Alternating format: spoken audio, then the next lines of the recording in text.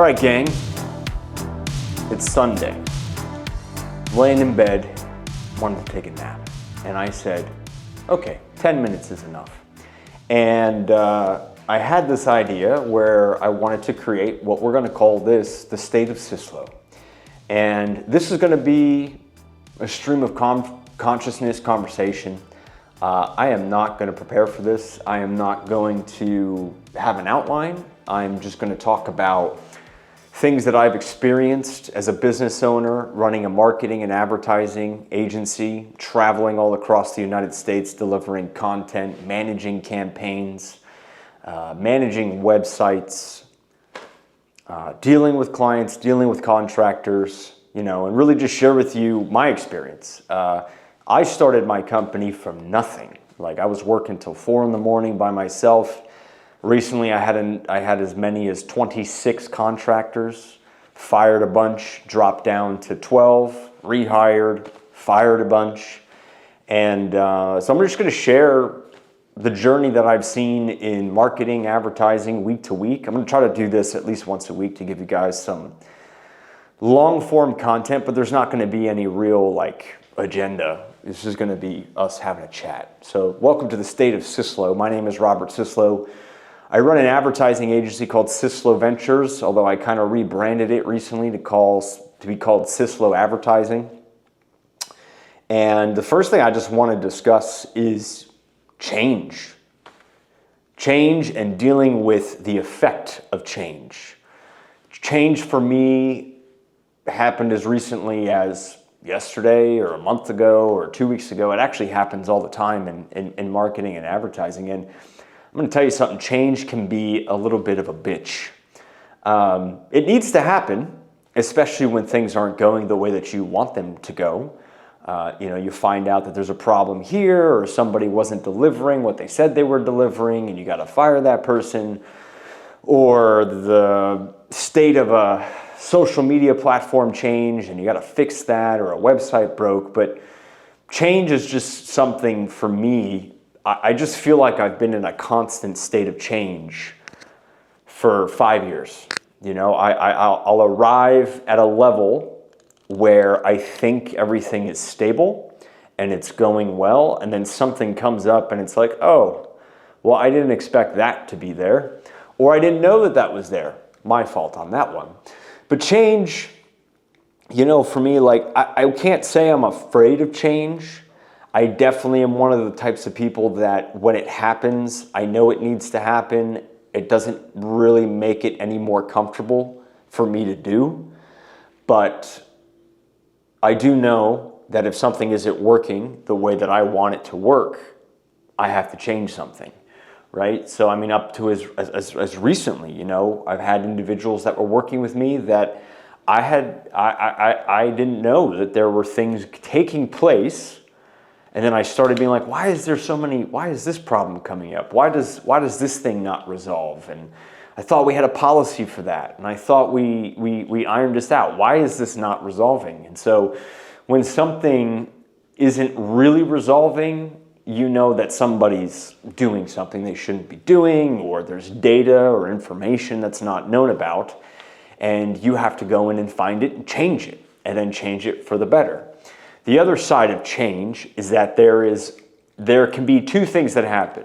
One is that you've identified, or I've identified at least, what is the correct problem, and immediately I start to see improvement. Or you find that that was part of the correct problem, but there's a deeper thing you have to dive into. And it starts becoming like this bottomless pit of, oh, I found that skeleton in the closet, or I found that buried under the house and nobody said anything about this. And it's actually been damaging delivery and service for years and you didn't know about it, or you thought you knew everything, right? So change is something not just from the viewpoint of a mindset, but in the world of marketing, it's all the time. The campaign was going well and now we have to change it, or okay, that particular piece of content no longer serves the purpose. I built this ad for one of our programs. It's our 90-day content accelerator program. And I milked that thing. I launched it in June of last year. I launched 3 in June of last year. All 3 of those continued to produce results up until about, I would say, about a month ago when I said, I have to change my ads.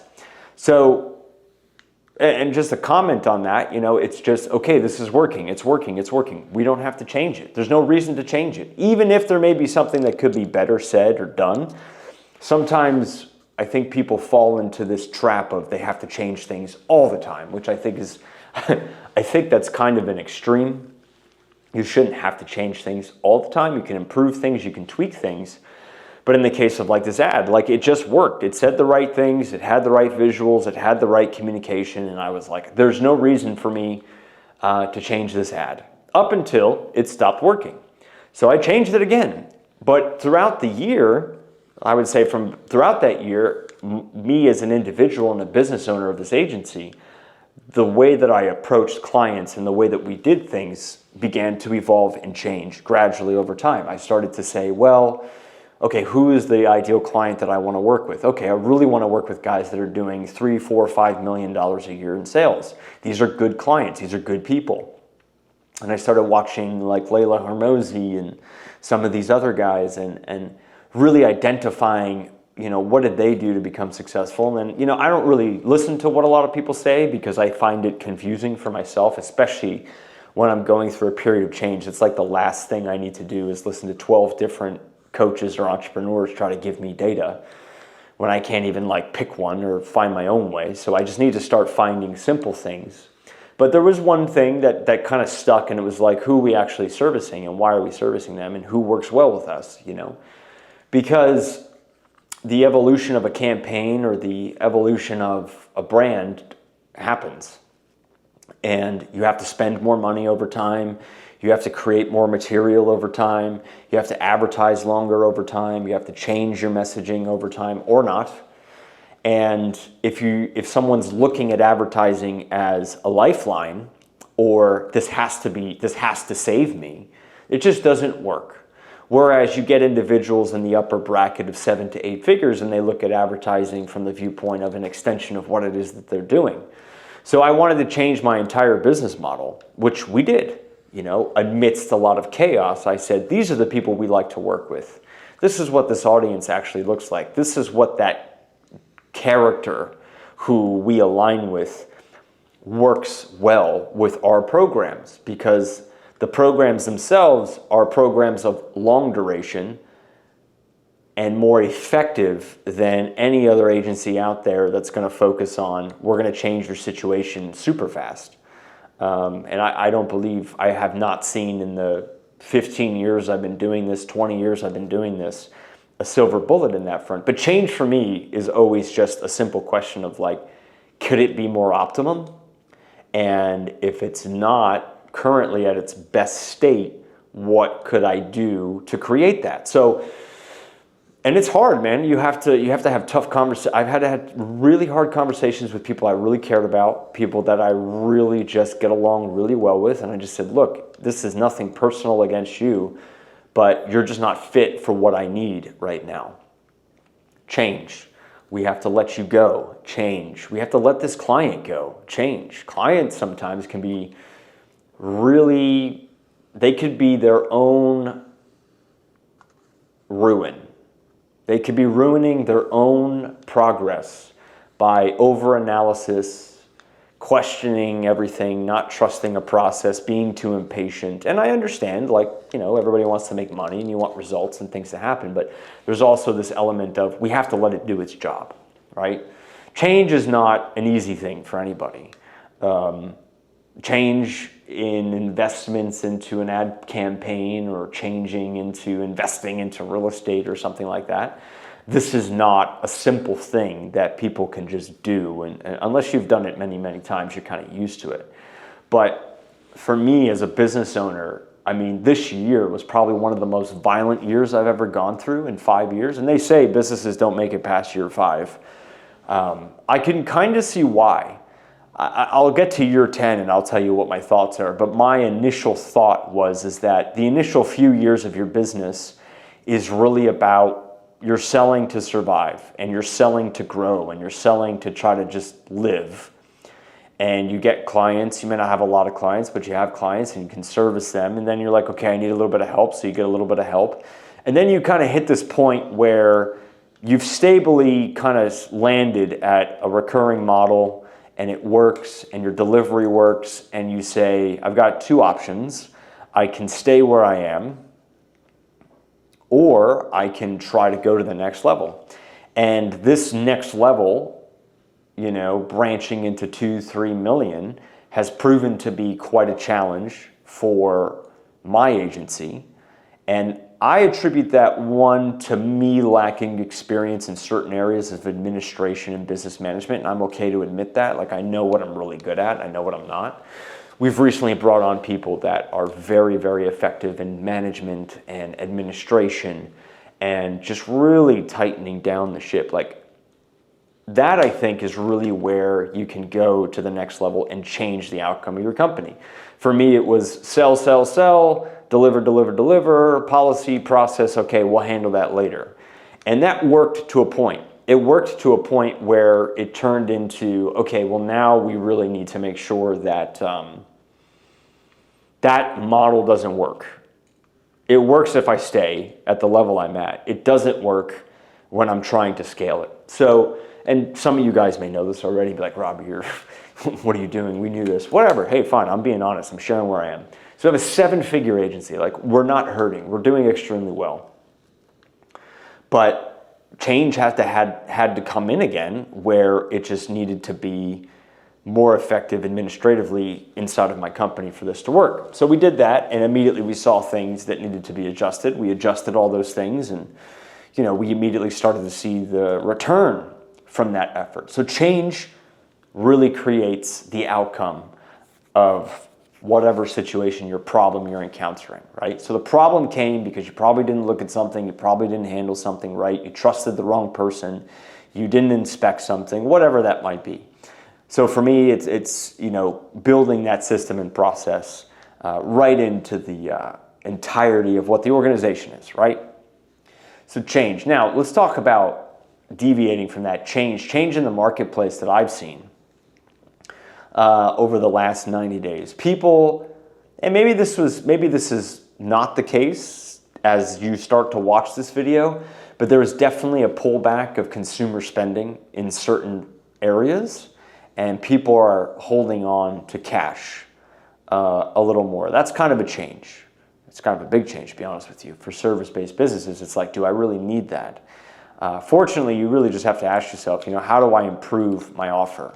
How do I improve my service? How do I improve what I'm giving to people out there in the marketplace? And, you know, when I relaunched the new campaigns that we have for our agency, I was getting, obviously, you know, you look at, you talk about advertising, you get served ads about advertising. And there are several companies that advertise.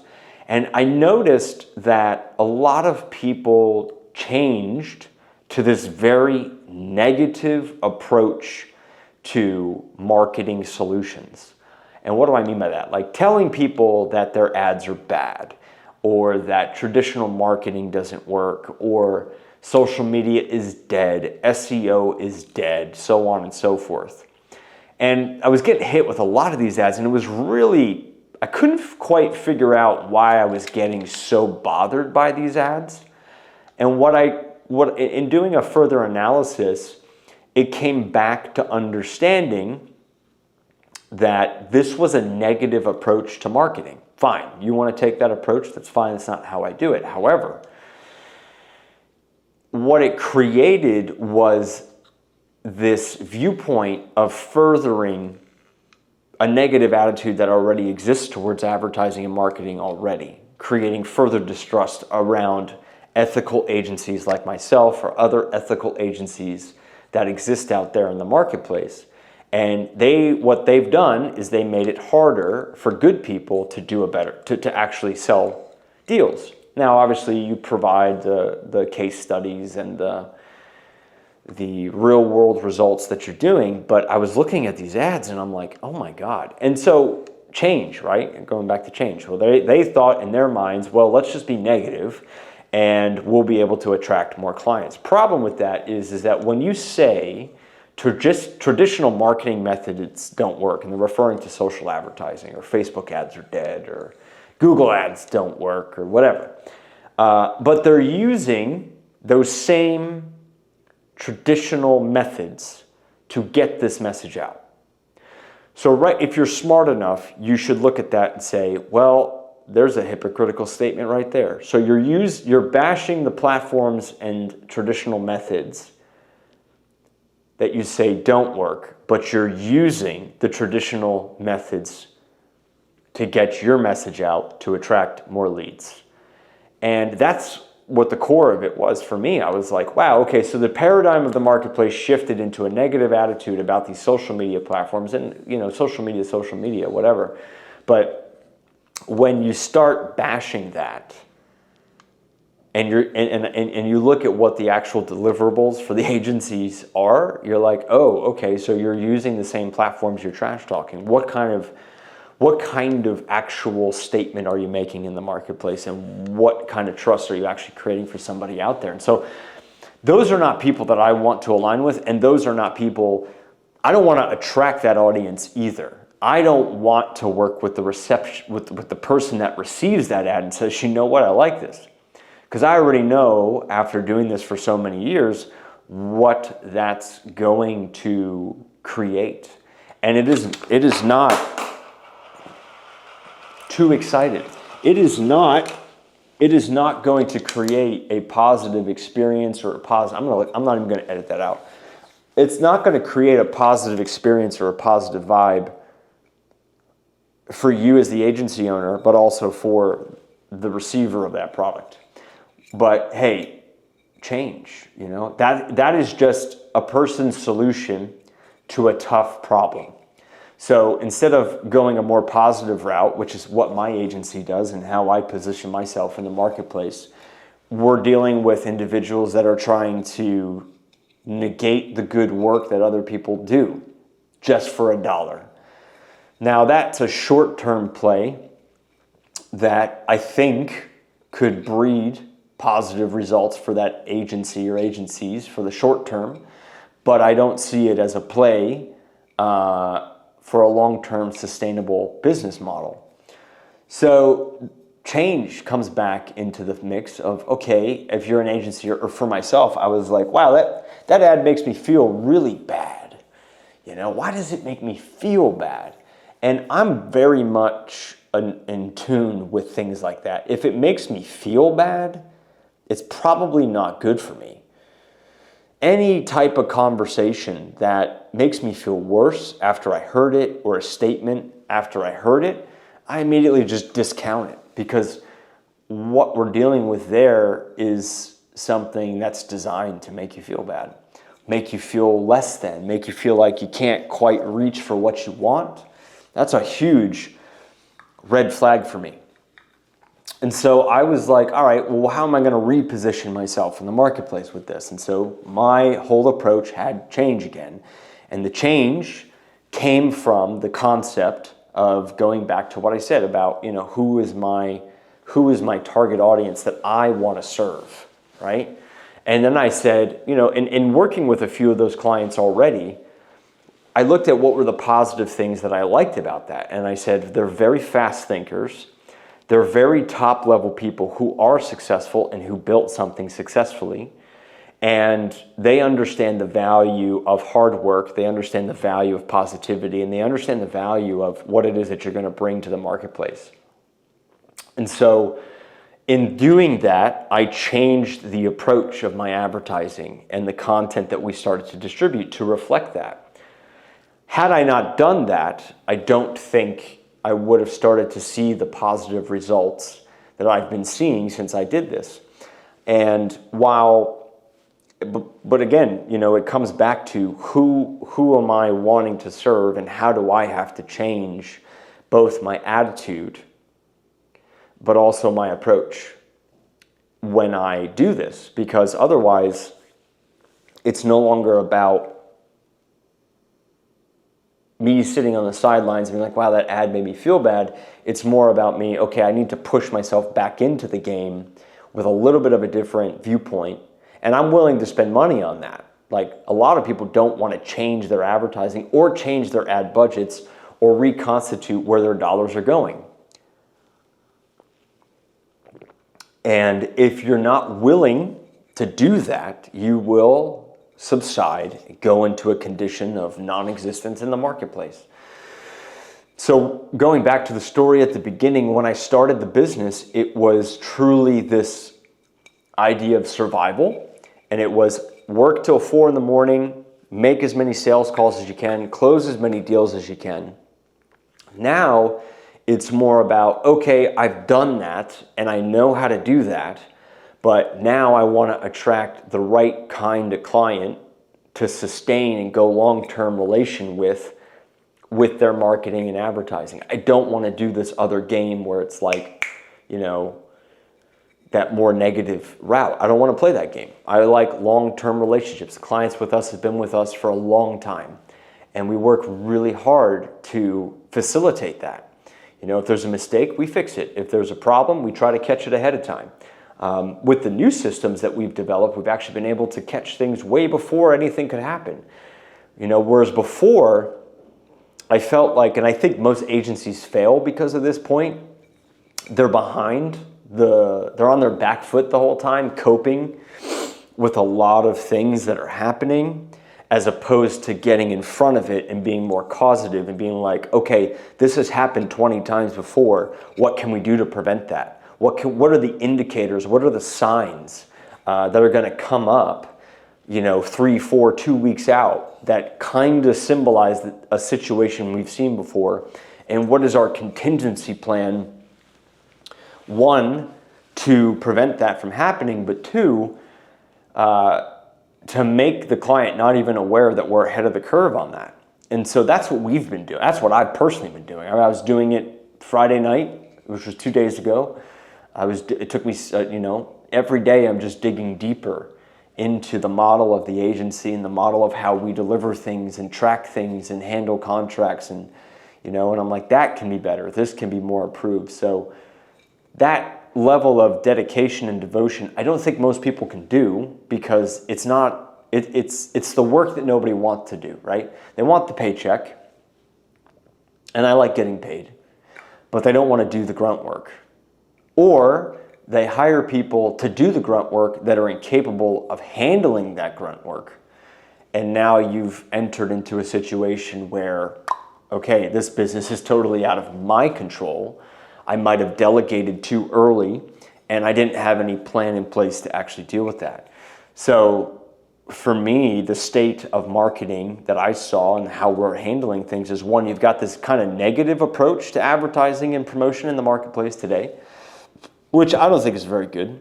And then number 2, you have the internal struggle of an agency owner, which for me, I kind of started this internal struggle probably about a year ago.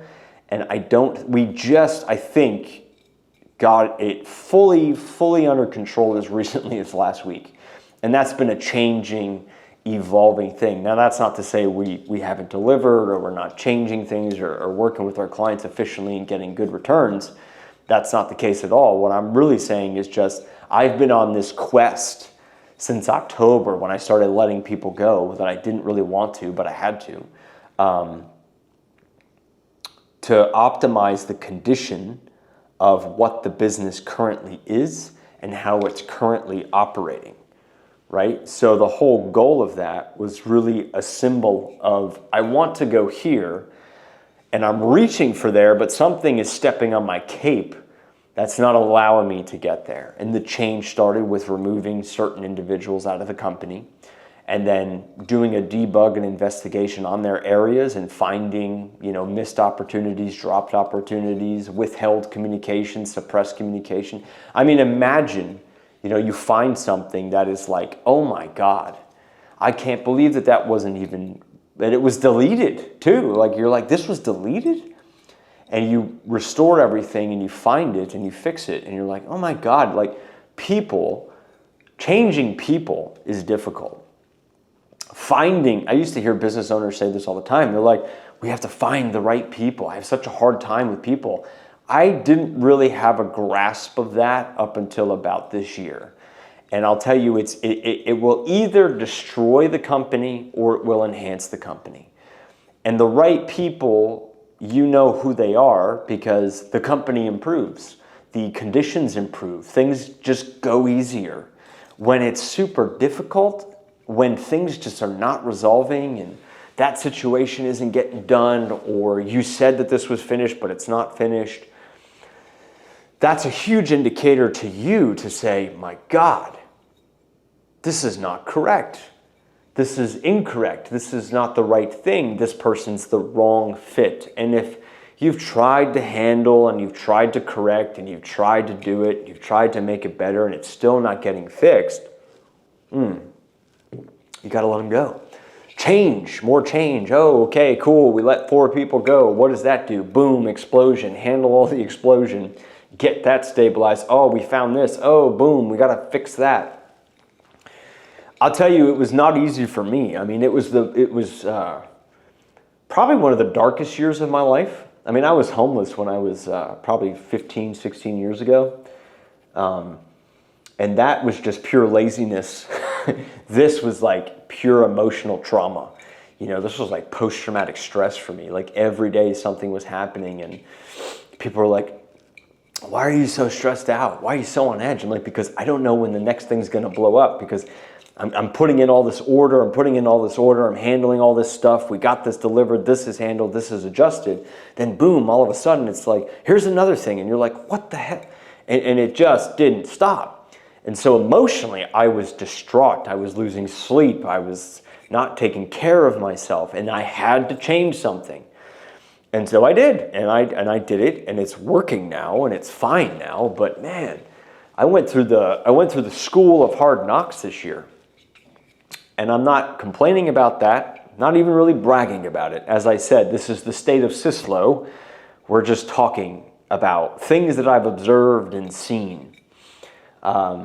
And change as well, like change with clients, like, you know, change with viewpoints. That always happens. Like I've witnessed people physically, mentally change from a nice person to an egotistical person. And that's when the brand has gone to the individual's head and they forget where they came from.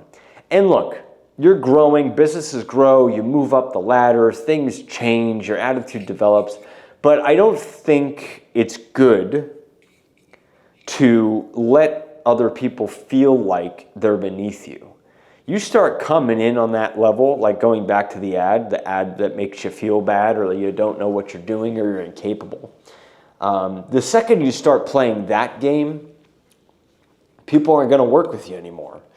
And look, you can grow. I've seen billionaires, some that I know now, that are just really cool people that do not have an ego.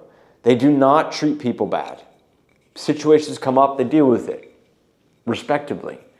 But I've seen people with their brand be like, oh, I'm a big shot now. And you're like, well, I don't know what you're talking about. You know, and you have to let that be. Like you have to account for, okay, that can happen. You know, but at the same time, like my advice would be like, don't forget the roots. And I try to do that too. I'm like, look, it wasn't too long ago when you were worried about losing everything again. You know, that was back in 2018 when I went out on my own and I ran out of all my cash reserves and I was like, how am I going to make this work?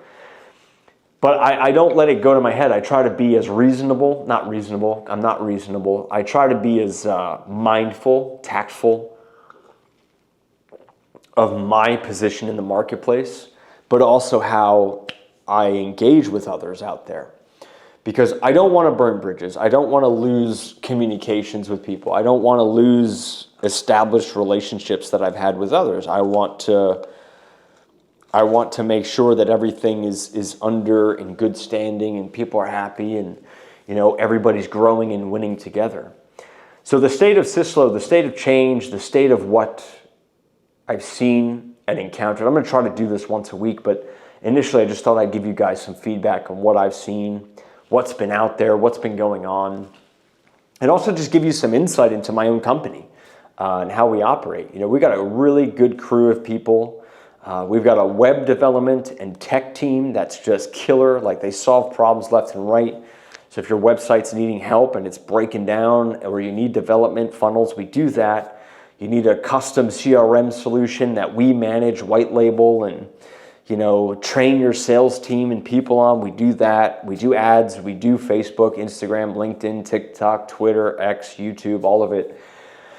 We fly across the country.